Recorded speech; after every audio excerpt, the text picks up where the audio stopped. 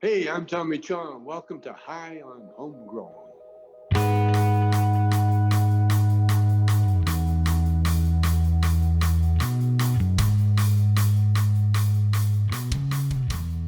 Yes, everybody, and welcome to High on Homegrown, the cannabis podcast from percysgrowroom.com. This episode right here is episode 50 of the Grow Guide. So we've covered a lot of stuff so far. In this specific episode, we're going to be talking about how you can build your own super soil. And TG is going to talk us through everything. TG has a recipe he uses when he's building his own super soil. So you can follow this recipe by listening to this episode. And of course, if you have any questions, you can find us over on percysgrowroom.com/forum. You can sign up for free. And there is also our Discord server where you can go there as well and find information about building your own super soil. So if you do have any questions after listening to this episode, feel free to get in touch. It would be good to hear from you. Of course, we have our highonhomegrown.com website, which is going for a revamp on building different pages on there every day. So if you do have time, go and check that out as well. We'd appreciate that.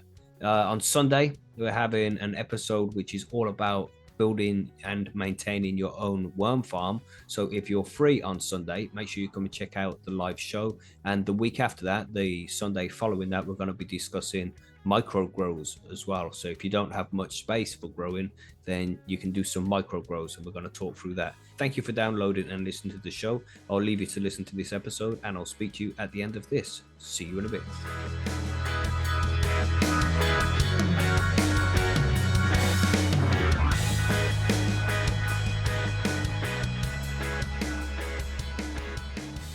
So this is actually episode 50 for the Grow Guides. We've had 50 different episodes where we've taken you from the very beginning, from planning your grow to equipment, nutrients, how to pop your seeds, going through the whole grow cycle, all different mediums. We've done everything you need to know about growing cannabis so far. So we're going into more detail about certain little bits of different topics to make sure that you're more fully informed on these different things in case you want to go into more detail.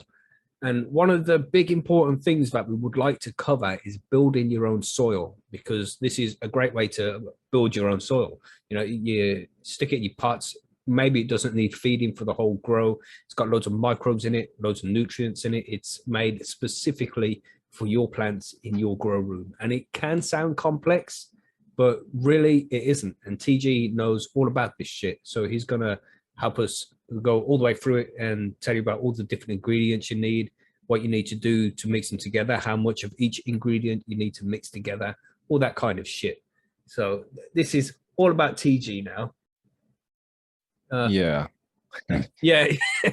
So, well, and where do we even start? I mean, there's two different types of the soil which we're going to be talking about. I mean, there's super soil and living soil. Do you want to explain the difference between the two of those, TG?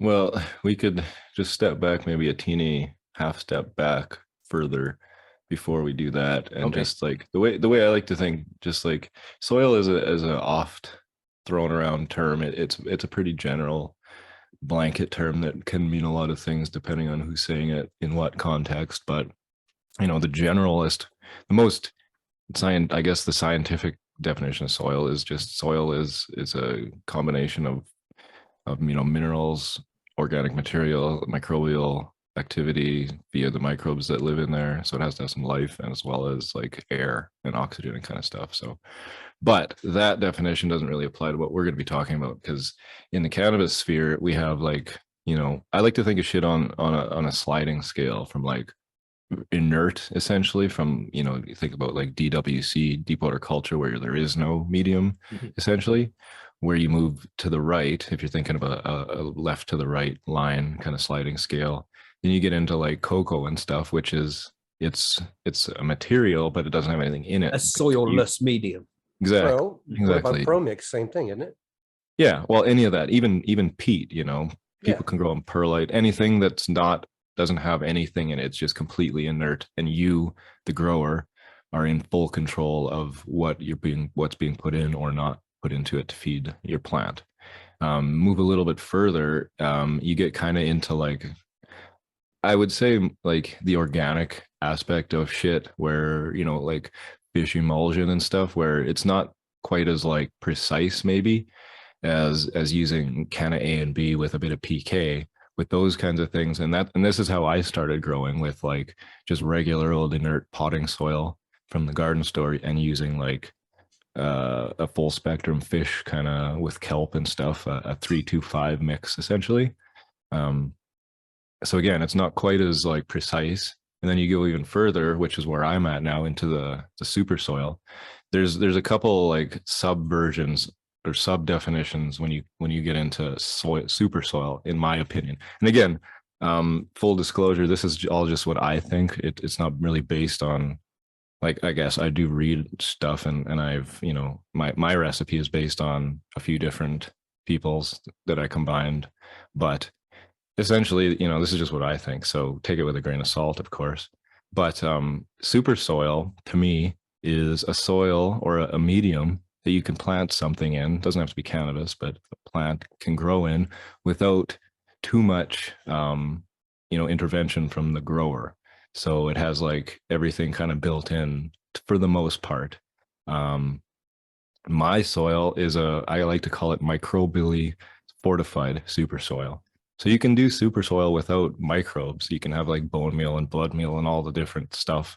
If you think of it like baking a cake, right? You can eat a cake without certain ingredients, but certain other ingredients really, really make it fucking good, right?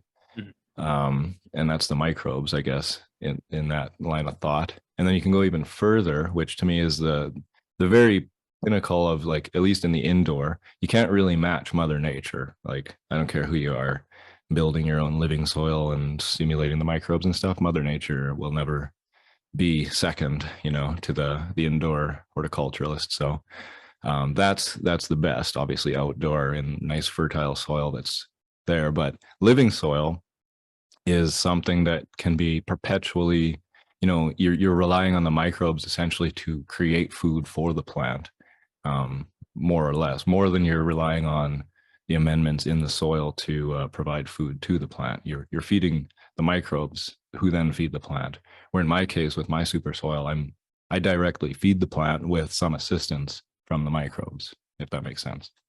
So that's a long drawn out definition, but that's what I kind of think of as super soil when I'm, thinking of what I have, and when I see other people's super soil and stuff like that. So yeah. How's that? Yeah, confusing. Yeah. So essentially, why would you use this soil over, say, a bag of soil? You just go to the shop and you get yourself, you go to your Canadian Target. What's it called? Canadian Tire. That's the one, right? Yeah. You head there, Tire, yeah. get yourself some soil in the bag. Why would you not use that? Why would you prefer to build your own soil? Why do you build your own soil rather than using that? Yeah, well, I mean, there's a lot of reasons. The one you hear probably most is like assuming you're using organic inputs and trying to, like, I like to think I'm trying to mimic Mother Nature as best as I can, in a very like awful, horrible way, as best, because I'm a human indoors. But that's the intention, is to try and replicate Mother Nature in your tent. But the reason I did it, in the beginning, was because I used to work up north as a geologist looking for uranium and stuff. And Cheryl, my partner, is not super green thumb. She's like a chemist, but not super intuitive with the plants. So she could measure out the shit. But so my solution was just to build this thing that she could just add water to for 3 weeks when I was away, and nothing bad would happen. And so I did a bunch of reading, and most of my recipe comes from a combination of Subcool, Vic High, and Tom Hill. They're kind of recipes that are all available in Jorge Cervantes' Cannabis Encyclopedia, big purple book. And so I blended them all together and kind of made something that had the right proportions of nutrients and everything to grow for the general period that I tend to grow, which is about 100 to 120 days for a total cycle to be done. And yeah, found local inputs because I'm not going to be ordering shit from, far away and paying expensive shipping and stuff. I'm super lazy and I prefer to, the whole carbon footprint aspect of it is important because, my recipe, for example, has locally, like I make my own compost that I put in it. So, there's not any burning of fossil fuel shit that's involved with with that. So you can do that in a lot of different ways. If you have like chickens and stuff, make your own chicken manure and find local farmers and blah blah blah, which we'll get into in a bit when we get into the ingredient part. But yeah, so there's an environmental aspect to it. I think is like, you could argue if you did just source your ingredients properly, it would probably be better than bottled nutrients in terms of that. And a lot of people say it tastes better, when you grow quote unquote organically. There's that whole argument where is that better than traditional? Yeah, that seems I to be don't something know. to do with the microbes, isn't it? Bacteria seems to help the trichomes grow a particular way and the terpenes develop in a particular way. That's an Yeah, interesting I topic, man. completely believe that. I mean, whether or not one's better than the other, I don't think is a winnable argument because better means something different to everyone, right? So, Mhm. but yeah, like all the other stuff, if you're like growing your own shit and like your inputs and stuff, making compost and things like this, then probably you could argue that yours is like better for the environment. Mhm. But so there, yeah, there's a lot of different reasons. But for me, it was just because I needed something that was easy, basically, Yeah, and so essentially what water. you're doing is you get in a soil and you're loading it with all of the nutrients the plant's gonna need throughout its whole life cycle, and you're loading that soil with all of those Yeah, nutrients, so you don't have to give it anything but hundred water percent. throughout the whole growth. And sometimes microbes will be used because that will help break down what's inside of the medium and make it more plant available to the plants. Yeah, And that's the it's not difference between quite living and soil. Like super soil is just loaded with the newts, and the plant will take it as it needs it. And then living soil right. is like the bacteria would make the get the nutrients from the soil and feed it to the plant essentially. Yeah, the ingredients that you're using are like slow release, non-burning type things that that are traditionally just they're traditional horticultural ingredients that I use in mine. It's nothing like special. Yeah. But yeah, it grows good plants. Just like I'm growing some peppers and some basil right now, and it also works for other plants. Do you ever need to feed your plants more? Like does the soil get it from Yeah, and germination that to harvest without using nutrients? it's a good question, and I would say it varies. Because all plants don't eat the same, right? Some eat a lot less, some eat a lot more. Occasionally, I do run into problems with deficiencies. Mostly, it's because it's my fault, though. To be honest, I run them too long. But if you use a bigger pot, then you wouldn't run out. I don't know why I'm so cheap. Usually, I'm like, oh yeah, 1.5 gallon. That'll be enough. And then like 4 weeks into flower, they start fading, and I'm like, fuck, like why didn't I just put it in a goddamn three gallon and only fill it, 2 gallon or whatever. Anyway, so it depends on the plant, and again, in my case, I tend to just like veg shit out way too long and then get them way too big. But yeah, the idea is very generally with my recipe that I think it's on Percy's. If you go there, it's up there. But it's what do I have? Like it's about a 40-day veg. So like when you put the seed in it, you have about 40 to 50 days, I would say. 50 is like really kind of pushing it of vegging before you can flip it. And then on a typical kind of 8 to 9 week flowering plant, which most are these days, maybe you're getting into like maybe there's a lot more 9s and 10s these now, but between 9 and 10 or 8 and 10 weeks, generally, again, it really depends on the cultivar. That's usually enough to get it through till and to have a nice fade and have pretty depleted soil by the end of things. So that was always my plan. So where do you start, man? What ingredients do you need to build this soil? Yeah. Well, I think the most important thing is you need a base, the inert part, because like most of this is not food, right? If it was all food, that'd be way too hot and it would kill your shit if you just try to grow it in bone meal. So most of it is, I use local, well, not in the local, it comes from Lower Mainland in BC, but I buy it at Costco, and it's just big ass bales of composted wood bark and peat is the mixture with a little bit of perlite. Okay, let's just go back a second, right? Let's say we're doing a 4-plant grow. You say each pot is going to have, say, 25 liters in each pot, right? That would be about right for this kind of soil. This is where I generally don't put that much in. When you hear living soil, super soil, people are like using these fucking huge pots. Mm-hmm. I'm in 1.5 to 3 gallon. You know, my biggest pot I own is a 6 gallon, which is like pretty big, 24 liters, 23 liters. Mm-hmm. So, but I only use that as like a mother pot that I'm growing something out for a year in and filling a 3x3 or a 4x4 or something in. Right. But no, most of my stuff is like 3 gallon is my choice, and probably like more like 2.8 gallon because I don't quite fill them full. But the 25 gallon ones, like that's more for like the living soil. No, 25 liter. Or 25 liter. What is that in gallon? About 5-6 liters. Six gallons. 6 gallons. Sorry.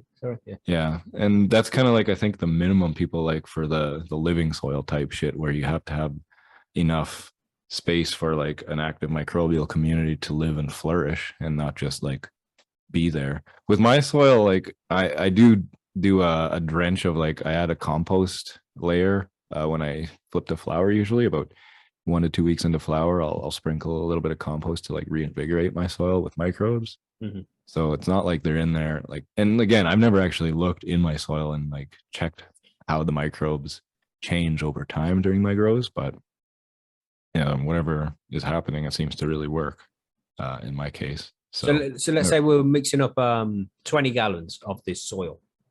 Yeah, that would be about right? So 4 or 5 gallon pots. Yeah, 20. Yeah, that's about right, I guess. So about 80 liters. Yeah. 4 or 5 gallon pots. So how much of the base would you need? And you say you'd use like peat or cocoa for the base. Yeah, I'm just trying to think of my recipe. How fuck much do I use? I use 120 liters of base, I think. Right. Just because like when you're cooking the soil, you do want enough, again, space in there for the microbes to start flourishing and get to where they're going to be depleted from, if you know what I mean. And you also need them to like start kind of breaking down is the wrong term, but cooking the soil in the 2 weeks of making it. But what the ratio for like 4 or 5 gallon pots, like I don't even know, like for a specific amount. You use 120 liters of base. So how many liters do you cook altogether? When it's all done, how many liters do you have? Yeah, probably like 130-ish. All right, so a lot of it is made of just base then, just peat. Compost. Most of it is, it's like more than 90%. Yeah, the other stuff, like it's fairly concentrated nutrients, and you do put quite a bit in it, considering, but it's a slow release stuff that I use anyway in my recipe. I can't speak for other people's, because a lot of other people do have problems when they plant directly into super soil you buy from the store. It burns their plants and shit. But I've never really had that problem with mine. But you start with a base. I would say at least, like, again, there's a critical minimum that you need, I think, in terms of cooking it properly and having the microbes flourish again in the 2 weeks that it's sitting there waiting to be used in your baking stage, I guess. But again, I should probably just pull out my recipe. I don't even have it up. It's easier for me. I don't fucking remember it off the top of my head. It was just, I want everybody who's listening to make sure that they have exact numbers to work with, so they can make, they can mix it up all nice and know how much they're going to need of what. So if they get like a 50-liter bag of cocoa, what kind of super soil are they going to be able to make out of that using a 50-liter bag of cocoa as their base? Yeah. So I'm just popped it up on Percy's here. And if you just did cut it in half. So I said start out with 105 liters, so we'll just cut everything in half. So if you started with 50 liters of high quality potting soil, So that's in potting soil, not peat or cocoa. You'd use potting soil. Yeah, I like potting soil. I mean, potting soil is essentially is peat. It's just got might Just have got some a little bit in castings, there. Yeah. and maybe some a little bit of compost and a little bit of perlite. But you could use peat. Yeah, peat is fine as well because you're going to be putting in. You just might have to add a little bit more perlite in the end in terms of drainage. So yeah, 50 liters of that. And like again, I just go down to the store and like I don't buy Miracle Grow soil if I can help it. Like none of the bigger branded stuff, just the most basic stuff that you can get and the most local stuff you can get is what I stress. Right. Worm castings, you need about, I guess, 5 to 10 liters. Well, of worm castings, which is a fair amount. You can make your own worm castings. No, if you've got a worm farm, it's pretty easy to get that. Yeah. So if there's local sources of that, we have a couple people I can go to here and buy worm stuff from. And most garden stores do sell it as well. But the further away from you, the more processed it gets, the crappier it is generally. So yeah, you're going to want 50 liters of soil, then about 5 to 10 liters of worm castings. Don't go too hard on the worm castings. And these amounts aren't like you can be within 10%. You don't have to be exactly on 10 liters. But yeah, the worm castings don't go too hard on because they're fairly dense and they can clog up your soil if you have a ton of them in there, and it makes drainage a little bit tricky. So then next, what I use is blood meal. These are controversial, blood and bone meal, but I use blood meal. I don't give a fuck. It's there. It's a product of the slaughter industry, I know, but I mean, as long as people are eating beef, that shit's going to be there. So we might as well use it for something productive. It's not like they're harvesting cows just to get blood meal from them. Exactly. Yeah. If they were harvesting for their blood, I'd be like, yeah, no, I'll find something else. But, I like blood meal. It's always easy to find, pretty cheap, and really good nitrogen content. It doesn't have anything else in it except nitrogen, and it's pretty good for microbial encouragement. They enjoy that stuff. The worm castings, again, just to go back quickly, I use are for nitrogen, phosphorus, and potassium, like the NPK, but they don't really have too much in them. Generally, they're more for like micronutrients and also to like kind of encourage microbial development. So yeah, after the bone meal, that was 1.5 cups of that in my recipe. And again, this is just my recipe. So we'll go over alternatives and stuff after we're done here that you can use in terms of other stuff than what I use, because maybe this stuff's not available for you where you are or whatever. So bone meal is also from the slaughter industry. I use steamed bone meal, 3 cups of that, quite a bit more. Phosphorus is important, root development and other things. And again, flour as well. It's pretty good. Plants eat the shit out of it. And this one is important also to have a good cook of your soil. Like you want to make sure it's properly I don't know what else to call it, cooked. Yeah, and then bone meal. We seen in the chat there from Rustin Else, I think he said that you can use the term resting because we don't want to lead people into the idea that you're going to cook this shit in the oven for a certain amount of time. You don't go on gas mark 8 for 40 minutes. No, you're just letting it. You're fermenting it, whatever. Letting the microbes fucking. Once it's mixed, just let it sit there and do its thing for a couple of weeks. Yeah, we actually did have somebody at Percy's that did actually cook their soil on top of a stove once. So yeah, don't do that. But people do that to like if you get shit out the garden and you want to make sure all the bugs are dead, then you can cook your soil like that. But you're gonna kill a lot of shit in that, and your house will stink. So don't do that. Yeah, the house will smell like shit, literally. Yeah. Yeah, the bone meal though is just microbial activity is important to help make the bone meal or the phosphorus in the bone meal available. So yeah, that's I put a lot of bone meal in it. There's a little bit of nitrogen in it too, which is great, and calcium as well. Lots of calcium in bone meal, obviously. So after that, I'm using some dolomitic lime. because it's got calcium and magnesium. It's quite slow release, so I'm not really using for the calcium and magnesium per se. It's more for a soil buffer in terms of helping it keep it kind of nice and sweet, not super acidic, not super basic, I guess. So yeah, it's a great amendment. It's very cheap, and it lasts quite a long time. And afterwards, when hopefully you compost your soil ball like I do, it will persist most likely in that soil ball, and then it'll become part of your compost that you can use again and again and again. So it's a gift that keeps on giving, that dolomitic lime.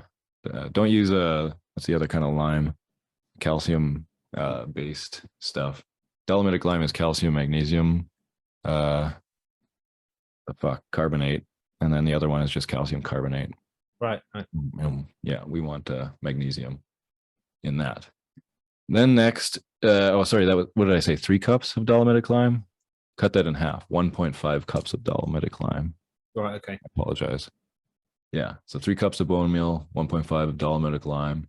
Next, I use 1 heaping cup of Epsom salts in my normal recipe. You could probably get away with still putting in maybe not a heaping cup, but just like a regular, nicely trimmed cup of Epsom salts. This is magnesium sulfate. Mm-hmm. It's there for the magnesium mainly, and the sulfurs. Sulfur is a very important nutrient in growth of cannabis as well.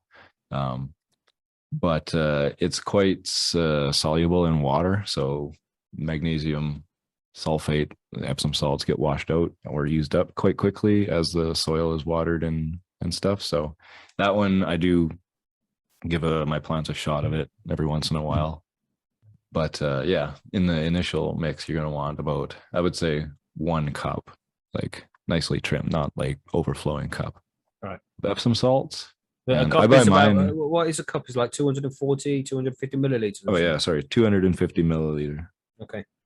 Yep, or 8 ounces for you imperialists. Yeah. Mm-hmm. And yeah, the Epsom salts I use, I know people say, buy them from the garden store, but I buy mine from just the grocery store in those big plastic jugs. Just make sure you get the USP, which is United States Pharmacopoeia, which means I think that it's just purely that. It's just you don't want sulfate. Scented magnesium salt. You just want straight up, just 100% magnesium sulfate. Yeah. If it's got flowers and shit on the label, be like, probably don't get that. Probably not. Just should be white crystals. That's all. Cheap generic stuff. Yeah, I buy like 4 kilos for $12, so it's way cheaper than the plant specific. And maybe there's something different. I don't know, but so far I've had no issues in the 12 years I've been fucking growing. So, and then the next part is really important, especially if initially you didn't buy the regular potting soil kind of mix, because potting soil generally has a bit more drainage based on what it's made of than just pure peat. Mm-hmm. So perlite and vermiculite is the next one, and it says 5 to 10 liters. That's a very, very vague thing. Some people, if you want more drainage, if you want your soil to dry out quicker but drain better, put more perlite in. If you want it less, put less in, but be aware that if you put too much less, then you're going to have issues with drainage and possibly clogging, and you get root issues and shit. More is better if you're going to do anything, but yeah, I would say like 5 liters of perlite. I like perlite because it's readily available. Vermiculite, it's not so much of an issue anymore, but it used to be mined in asbestos derived kind of areas, and it could be contaminated with asbestos because the mineral is it's associated with asbestos minerals basically. Mm-hmm. But not so much anymore because there's high regulations on that shit. But just vermiculite is generally a lot more expensive and better used for other things like growing mushrooms. Yeah. So stick with perlite. Rice hulls are an organic alternative. I've never personally used rice hulls, but apparently they're pretty good. They break down over time, don't they? And feed the plant. They'll break down. They provide a bit of silica too, which I'm not too concerned with. But yeah, rice hulls are another option. So, and then what's next? 5 heaping spadefuls of sifted compost. Well, you're using half of that though. Say Yeah, five. so a couple heaping spadeful. So like, I don't know what that is. Maybe 2 liters, 3 liters of compost. Compost is a pretty flexible thing. The more you put in, the better, really. To a point, you don't want it all compost, but compost is weird because it both helps with drainage as well as prevents excess drainage. It gives you a shit ton. This is where I impart my microbial activity because, again, like I said, I make my own compost and I have a bunch of endogenous microbes that are chilling. So when I make my teas and just mix it in with the soil, they get mixed in as well. So compost is really important. If you can't get compost, it's okay. Try and get some steer manure or composted steer manure or sheep manure are my 2 choices. Animal manure, again, is kind of like a lot of people don't like to use it. Animal byproducts, the vegan crowd, all that kind of stuff. But It's going to be really hot as well if you got to let the manure break down for 6 months or so. Some compost. You don't want to just be following the cow and collecting the shit that's falling out of the ass. But if it's in the store in a bag, hopefully it's been properly decomposed and composted and stuff. And that's what I buy. I just go to Canadian Tire and buy like $3 bag of steer manure. That's generally available. But if it's not, then compost or that, because these are kind of where your microbes will come from. Cow shit's not the sweetest to use for microbes, but there's other ways. Unless you're growing cheese. Yeah, or I mean fungus, I guess, it grows on the patties, right? Those teachers that are golden. But yeah, so what's that? That's it. That's all I got. So round that up for us. What is it again? How many liters of which? So 50 plus, say 55 liters. And then perlite is another 560. And then, I don't know, I would say 65 liters, like total volume, because the rest, like the blood meal and the bone meal, they don't take up much room, right? They're more like amendments than a medium. Yeah. So 55 liters of the potting soil. And how many? A quarter of a liter, 250 milliliters of, which was it? The bone meal, the blood milk, bone meal. Yeah, 1.5 cups blood meal, which is 250 times 3. Yeah. Fuck. Yeah, sorry, I don't have it in metric, even though I'm in Canada, which is funny, but I'm all about cups, Yeah, a cup is just 250 milliliters. Yeah, so you got to do the math, I suppose. Yeah. But yeah. So then, after you've collected all of that, if you're going to make my recipe, again, this is my recipe, but there's other recipes out there you can try. I use one of those kiddie pools, like the little paddling pool or whatever. Yeah. But I just use that as like a big tub, and I dump all of this shit in there all together. And then I take my rake and I mix it up, like you would a cake batter with a spoon, but use a rake. Mix it all up really, really good, kind of so it looks homogeneous, the same kind of texturally everywhere. There's not big patches of perlite here and like cow shit over there or whatever. You want it kind of even looking as best you can. So it is a bit laborious in that sense. This is, again, how I do it. A lot of people, if you're more mechanically inclined, you could build some sort of tumbling drum, like a cement mixer type thing, and toss everything in there and roll it around. That would work great. I would love to have one of those, but I'm pretty shitty at building stuff, so I don't have one. But yeah. So would you add any water to this? It's in the paddling pool. Well, after I've mixed it, usually when I'm adding my water is after it's kind of sitting there mixed, I take 1 gallon usually, and I'll sprinkle it with my watering wand, but a watering can works just as well. Just don't have it like dumped in one spot. Kind of, you want to evenly distribute it as best you can. Water your soil and give it a good mix around to kind of mix the water around. And then after that, I'm putting it in a big, huge barrel that I have which again is kind of like, not everybody has room for this or access to big barrels with lids on them and shit.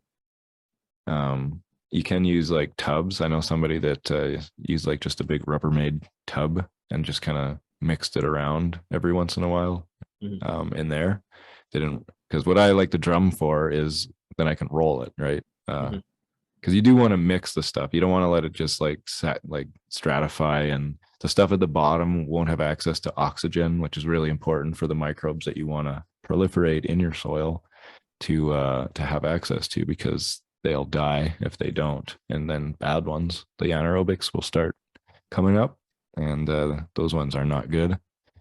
If your soil starts smelling like dead bodies and stuff, which it can, like because of the bone meal and stuff, yeah, you want to get some oxygen in there ASAP.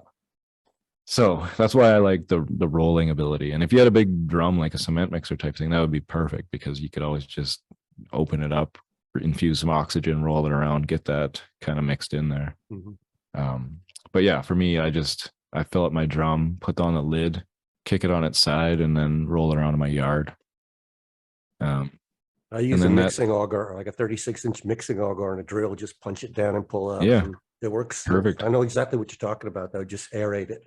Yeah, any way you can get air in it. Air is important. Same, just like with anything, compost is the same. The good microbes need oxygen, just like us. So would you leave it just sitting there in that tub for like 2 weeks and just roll it around every couple of days or something? Basically, yep. If you can do it daily, like that's cool. But yeah, at least kind of every 2 to 3 days. Ideally, you want it in a warmer environment. You don't want it like borderline freezing, like 0 degrees or 32 Fahrenheit or whatever. But warm enough so then the microbes will be like, oh man, it's warm in here. Let's get eating, guys, and do their shit. Probably what they say. Because just like with anything, to a point, you don't want to cook them. Like again, I shouldn't. That's an appropriate use of that word. Yeah. But yeah, too hot is not good. But so where would you get these ingredients from as well? You can get them all from a normal store, right? That's where I get mine. I stress very much that you should support your local businesses and your garden stores and stuff, because, as much as I love Canadian Tire, they're a big box store, and I like the little garden shops. So you can make your own compost, and you can make your own worm castings after a while when you get a worm farm, which we'll be covering in next week's Grow Guides. So, yes. So if you do, and when you source these things locally, the microbes are going to be more applicable to your local area as well. So and that's something you want to be looking out for when you build this soil, is making it so your plants will be immune to different pathogens that from the environment it lives in. So if you use local microbes, the more likely to be immune to things as well. That's right. That's always been my thought. Anything that's bad around here is probably fighting with the good shit. So if I can get the good shit in my soil, probably that's an IPM measure already there, right? Since sometimes people put rock dust in and shit like that, do you not use any of that? No, rock dust is cool. I'm a geologist, so I'm a big fan of rocks and their dust. It's more like a slow release of nutrients, so that kind of thing. That shit is super slow, and honestly, there's not a ton of nutritional value in it. Like, it's not like it's super slow, but your plant can't live on fucking granite dust just for the potassium that's in the feldspar that's in the granite, right? Like, and again, it takes a lot to break that shit down, depending on the mineralogy of the shit. You need some serious time and some serious microbes, and usually a pretty acidic environment. So, like, to me, rock dusts are applicable in something like a living soil where you're going to reuse it multiple times, like over years, I would say. Because again, it's not immediately available, and if you're just dumping it in for like the way I use mine for a 90-day or 100-day grow, probably it's not even going to be touched by the time I dump my soil into the compost, because I don't reuse my soil in the sense where I put a new plant in the same block. I put my blocks in the compost bin, which I then use the compost in a new batch of soil, kind of closing the loop that way. Right. But and again, rock dust would be good to have in your compost. And again, like Rusty Nails has said, the worms, they use it as grit and shit like than other things. But like, I don't think I need to add that to get that. So I don't do basalt rock dust or glacial, whatever, moraine rock dust, granite, crushed granite. Marge, you've used TG soil before, right? Yeah, I have. Yep. I did everything that he said. I bought all my stuff at Canadian Tire.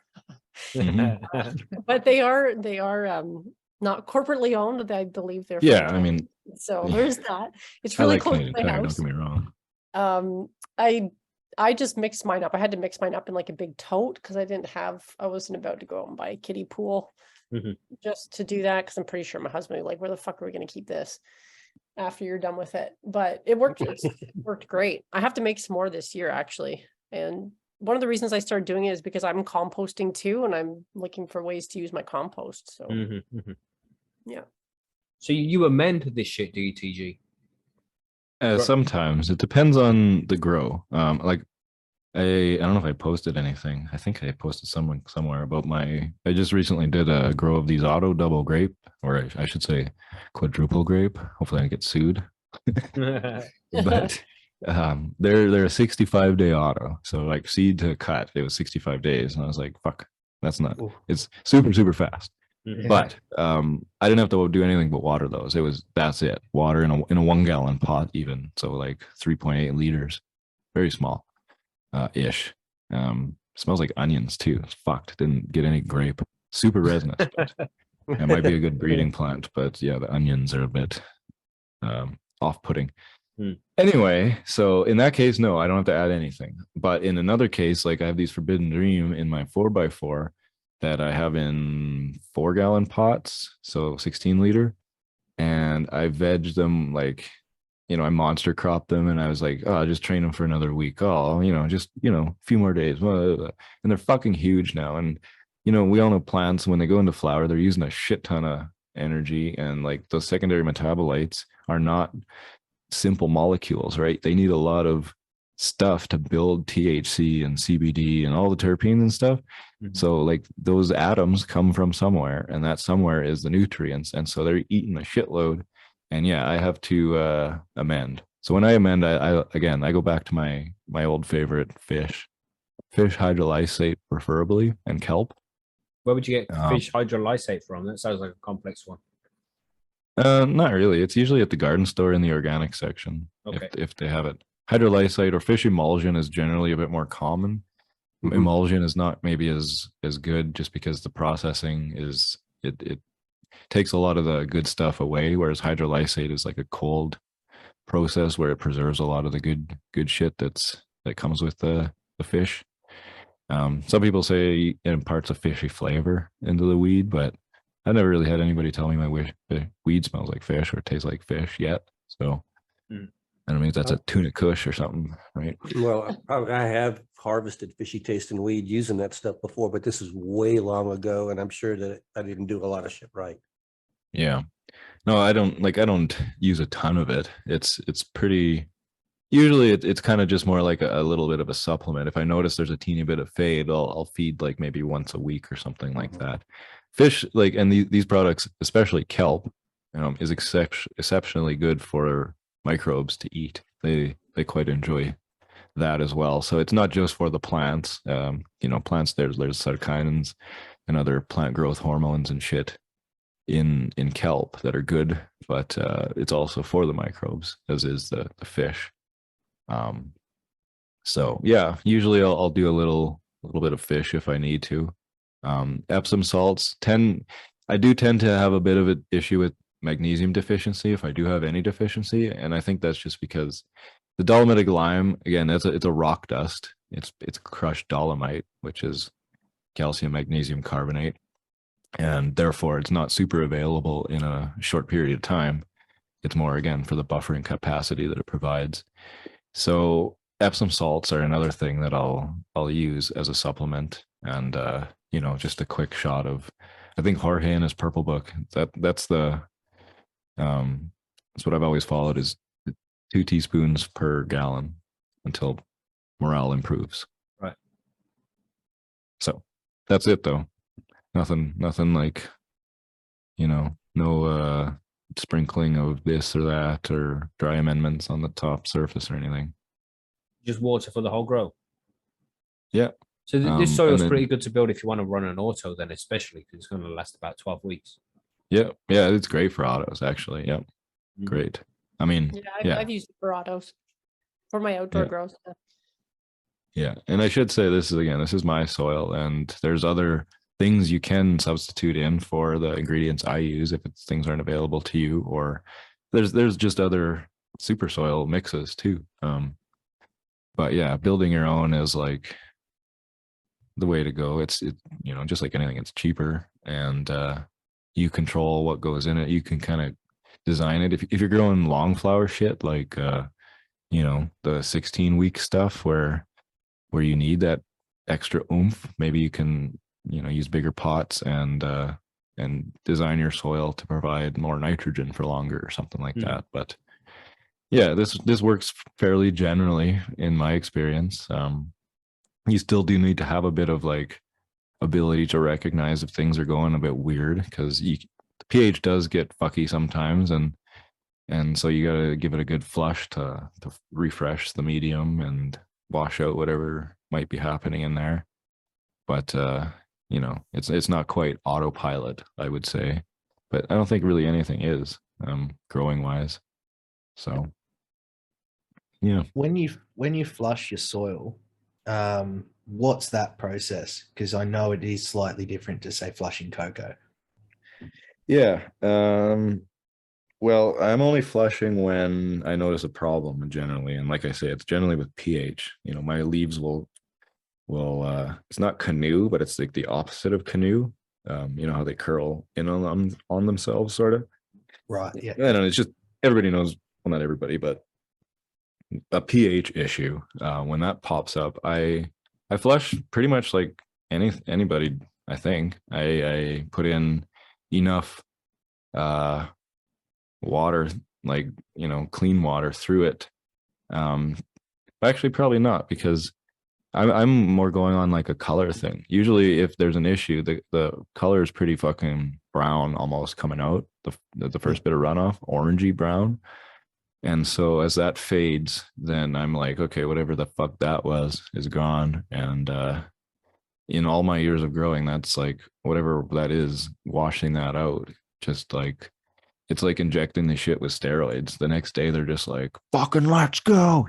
It's crazy. And it's happened outside when I've grown petunias too. I was like, what the fuck is wrong with these things? They just look like shit. Yellow leaves, nasty.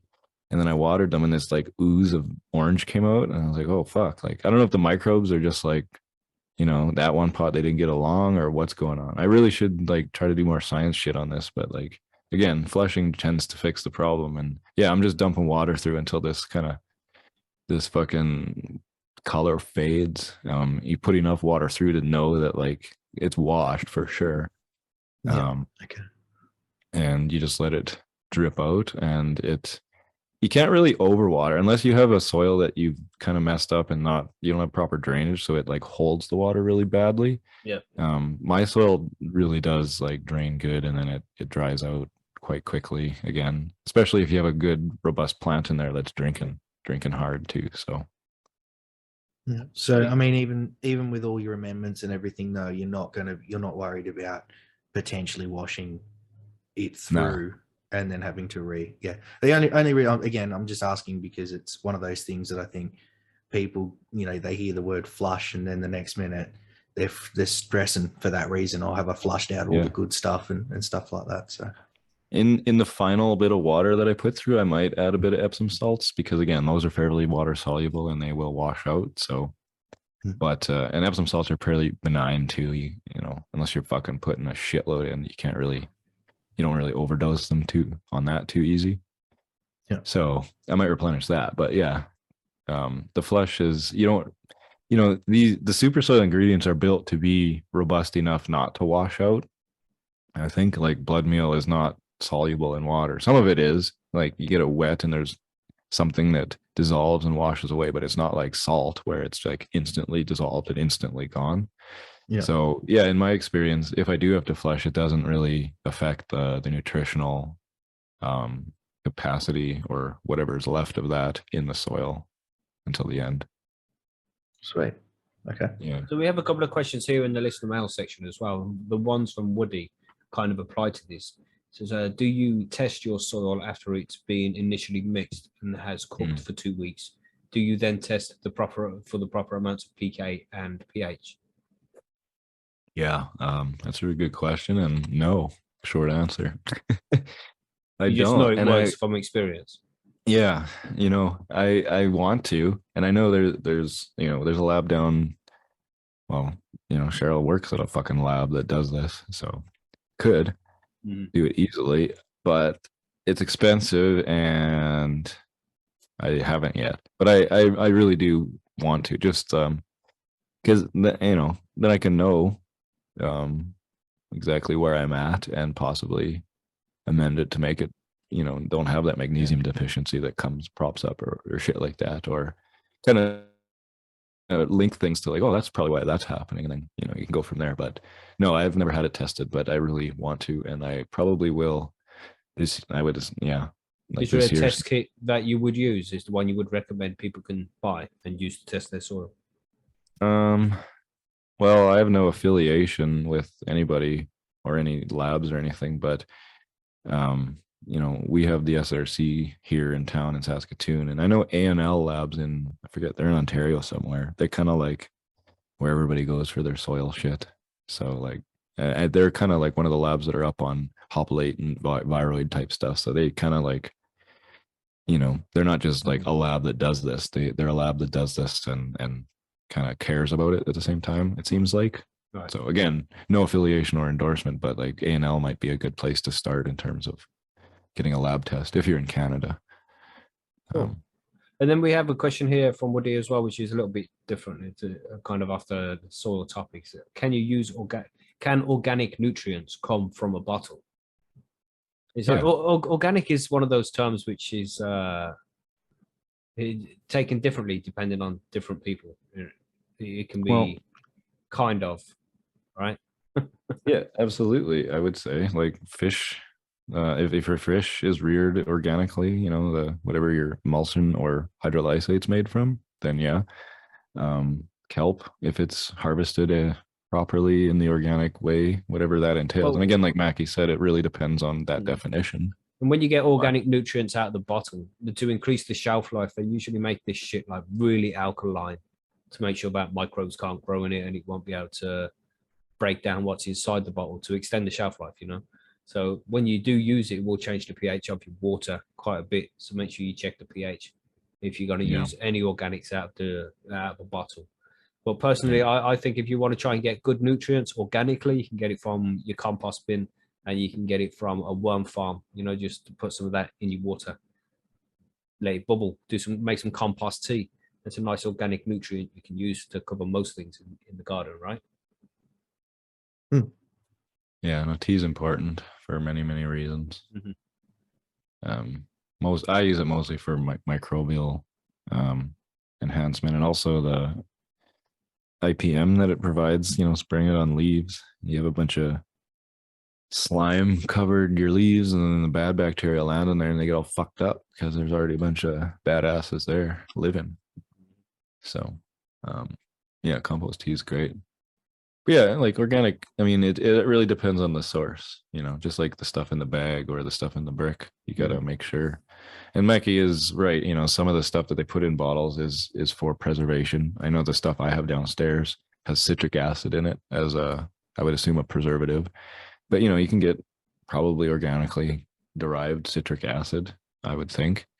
And also, it does lower the pH. So that is something to be aware of when you're adding it to your water. But it's hard to source because organic as a word and a label is pretty fucking convoluted.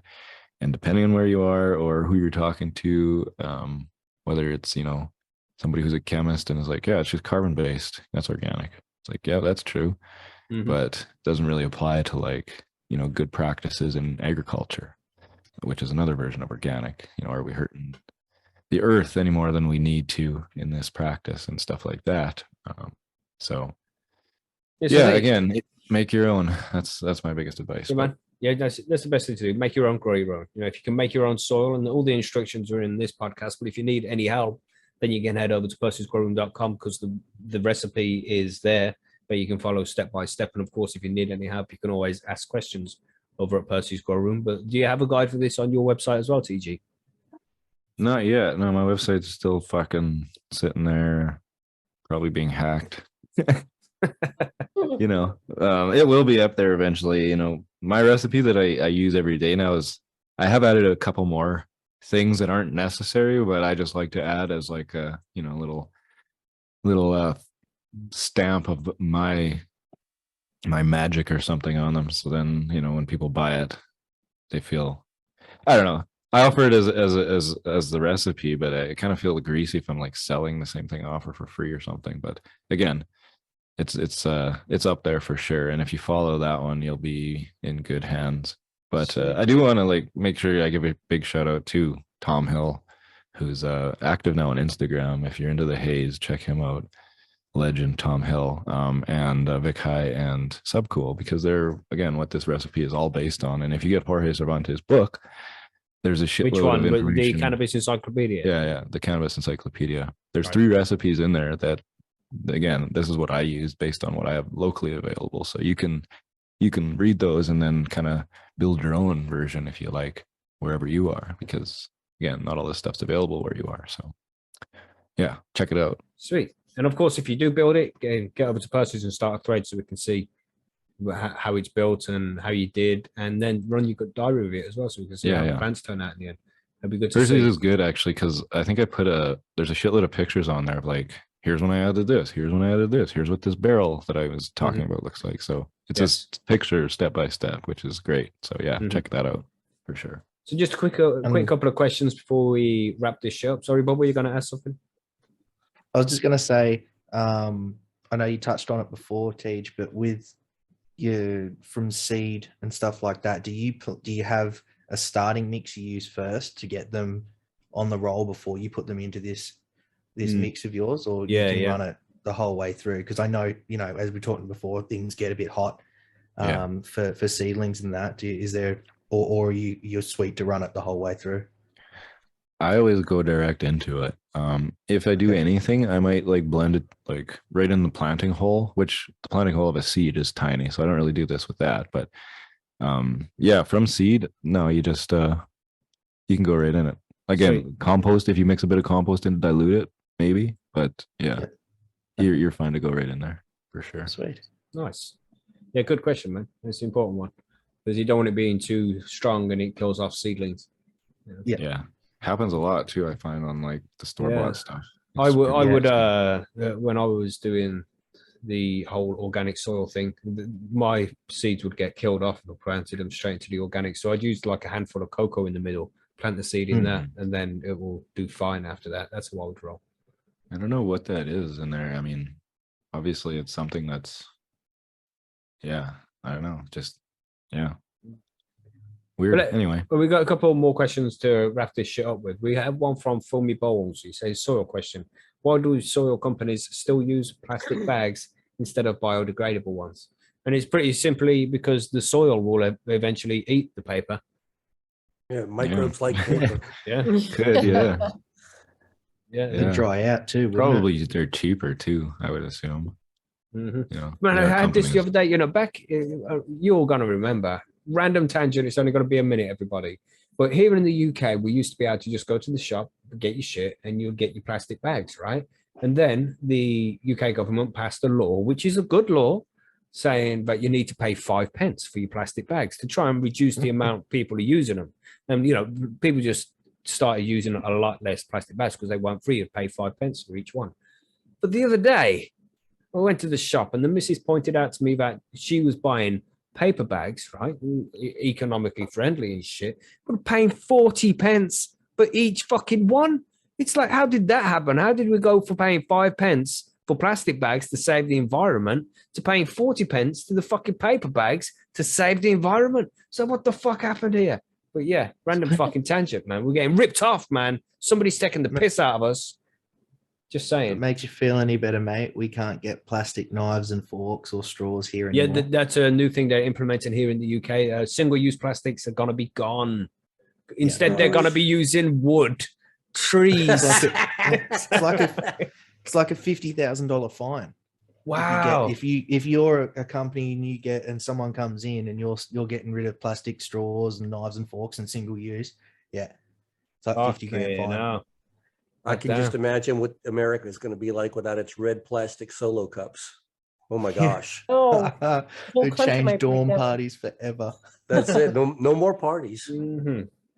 Anyway, last question from Firetop. My question is there any way without smoking to test if what I've bought is healthy enough to consume? Because unfortunately, Firetop here is in the UK. We still have prohibition and you have to buy street weed and it's usually sprayed with some kind of nasty shit. He said, I've got loads of people I can reach out to, but only a handful I can trust. If you have a handful of people you can trust, you're doing pretty fucking well, Firetop. I don't have a finger full, all right?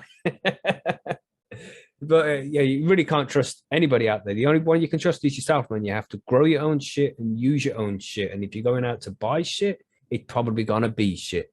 So it's best that if you haven't got your own, just try and take a tea break for a few weeks until the next crop comes down, in my opinion. But is there any way you can test this shit? Does anybody know of any way you can test it without smoking it? To see if there's any contaminants? You might be able to We use like used a to use- scope and just see if there's anything visual, like you know, Yeah, you check for mold mold and and shit. mildew. Yeah, yeah. Good Yeah. start with And that those- at least. Yeah, and those are pretty inexpensive to buy Mhm. as well. We used to use two little methods where you'd grab a little bit of it and you'd put it in a cup of water and you'd see if anything come off it. And the other one was to just burn it and see what happened. And you burn it if it's popping and hissing and carrying on and it's not leaving burning black that nice. ash. Yeah. Yeah, if you're getting that sort of thing going on, then yeah, probably best to leave it alone. Some nasty shit. But I out mean, there, then you know that's a stoner bro method. It's not. It's in no way scientific. So it's happened to me in the past. I bought weed in the past, and it tasted like the old Wellington boot. You know what that means? And it's like, oh, I better check Good this old with the friend. scope. And you check Good old it, friend. and you see fucking mold and rot in there. So all the white hairs in there, the mycelium. Yep. It's no good, man. So that's a good idea there, Marge. You just make sure you check it with your triproscope first, and that will give you a good idea of whether it's clean or not. And then after that, burn some and see what the residue is left behind with the ash. You want a nice, clean, grey ash. If it's got any large bits of black in there, then it's not been flushed properly, or there's some other chemical causing it to turn black. So that's about it, really. That's all you can do, other than getting a proper scientific test, breaking it down and finding out what different chemicals are in there. But that's going to be a lot more complicated. You don't want to do that just for a little bag of street weed. You know what I'm saying? It's probably going to take 6 weeks. I remember back in the day when weed popped all the time. It was like every time you rolled one, it was like popcorn going off all over the place. I can't remember the last time I had weed pop. Yeah. So there we go, everybody. That was the nice one, TG, for all the information there on the building the soil. It's a bit disjointed, it's not hard. Like, don't overthink it would be my advice. And like, again, these amounts that I listed are variable. Like, you don't do it to the gram and worry if you're out or something. And again, try and like source everything as close to you as you can, because like if you're ordering back guano from Indonesia and you're like up in Alaska or something, or I don't know, somewhere far away from that, then it's like kind of defeats the purpose of building a quote unquote organic super soil. Yeah, it might have been sourced organically, but it didn't get to you organically.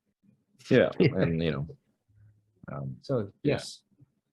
So you're not saving the planet if you're burning 37 dinosaurs just to get the products to yourself. Yeah, it's not dinosaurs, it's leaf. All right. Oil is made up of leaf. It's carboniferous. 330 million year old leaves. That's right. Approximately. Dinosaurs are anyway. Anyway, a tangent, but let's move on to the outro then, everybody. Let's do that.